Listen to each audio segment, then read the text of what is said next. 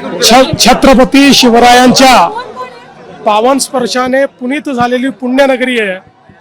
ही पुण्यनगरी सातत्याने आम्हाला यश देते आणि म्हणून सुरुवात आणि सांगता या ठिकाणी केली आहे. हो, तुम्ही तुमचा आत्मविश्वास बऱ्याच काही गोष्टी सांगून जातोय. हसताय तुम्ही. काही सर्वेचे रिपोर्ट सगळे मनासारखे आले किंवा वातावरण सगळं मनासारखं आलं, हिट काय सेन्स केली आहे तुम्ही? नाही, वातावरण अगदी मनासारखंच आहे. मुंबई असो, पुणे असो, पिंपरी चिंचवड असो, नाशिक असो, नागपूर असो, सगळ्या महत्त्वाच्या शहरामध्ये लोकांची मानसिकता बनली आहे. आणि आता कोणी काही बोललं, काही सांगितलं, काही इश्यू केला तर ही मानसिकता बदलणार नाही.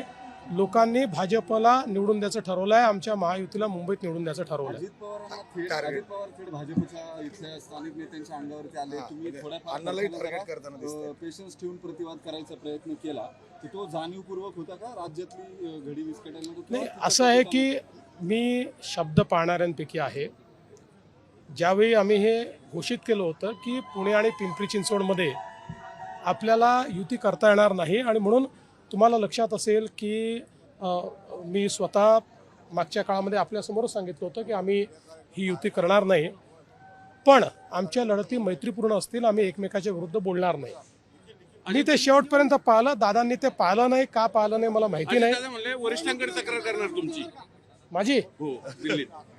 चला, चांगलं. माझ्याच वरिष्ठांकडे ना. ठीक आहे. कर. असं म्हटलंय की दोन असं आहे आमचा. आपण जर मागच्या काळातला कारभार बघितला असेल तर आमचा प्रयत्न विरोधकांनाही सोबत घेण्याचा आहे. त्यामुळे दादा तर तसे काय पुण्यामध्ये विरोधक आहे, बाकी विरोधक नाही आहेत.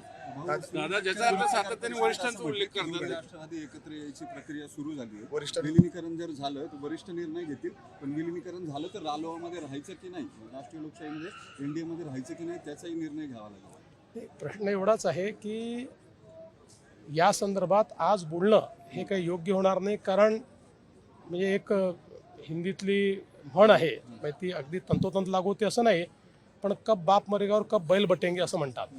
अजून काही झालंच नाही आहे. अजून विलिनीकरण नाही, काही नाही, आणि त्याच्यावर इतक्या चर्चा. आत्ता 2 महानगरपालिकेत ते सोबत लढत आहेत आणि 27 महानगरपालिकांमध्ये एकमेकाच्या विरोधात लढत आहेत. त्यामुळे याच्यावर एवढी चर्चा का करायची? दादा असेल सातत्याने दिल्लीला का जातात? म्हणजे तुमचं ते बघा, ते दिल्लीला गेल्यानंतर जोपर्यंत वरिष्ठ म्हणून आमच्याच नेत्यांना भेटतायत तोपर्यंत ते किती वेळा गेले तरी चालतील. त्यांना गरज असली तर विमान देखील मी उपलब्ध करून देईल, तिकीटे काढून देईल. म्हणजे तसं ते माझ्यापेक्षा सक्षम आहेत, पण गरज पडली तर तेही काढून देईन मी. जोपर्यंत आमच्याच वरिष्ठांना भेटतात तोपर्यंत मी आनंदी आहे. राज ठाकरे असं म्हणतायत की तुम्ही बसवलेले मुख्यमंत्री आहात. राज ठाकरे असं म्हणतात तुम्ही बसवलेले मुख्यमंत्री आहात आणि तुम्ही गुजरातसाठी वरिष्ठांच्या आदेशानं काम करताय. भाजपमधल्या मराठी माणसांनी जरा विचार करायला हवा मराठीचा. मुख्यमंत्र्यांनी तो करायला हवा महाराष्ट्राचा. मी राज ठाकरेंना एवढंच सांगतो, काल मी पुराव्यासहित कशी हिंदी सक्ती उद्धव ठाकरेंनी आणली आणि 2 वेळा त्याचा कॅबिनेटमध्ये निर्णय केला हे दाखवलेलं आहे. राजसाहेब, आता तुमचं बंधूंशी पटायला लागलेलं आहे, त्यामुळे माझ्याशी बोलायच्याऐवजी हे बंधूंशी बोललं पाहिजे. आपल्या भाषेवर संकट आणणारे तुमचे बंधू आहेत आणि त्यांच्यासोबत तुम्ही युती करतात. त्यामुळे मला असं वाटतं, मी बनवलेला का उठवलेला, मी झोपलेला का जागा, यापेक्षा महाराष्ट्राच्या जनतेने 3 वेळा मला मुख्यमंत्री बनवलं, 2 वेळा माझ्या नेतृत्वाखाली पूर्ण बहुमत आम्हाला दिलं. त्याच्यामुळे मला असं वाटतं की जनता कोणाच्या बाजूनी आहे हे त्या निवडणुकीतनं कळलेलं आहे. पण ठीक आहे, आता राजसाहेबांना मी बसवलेला वाटत असलो तर काही हरकत नाही.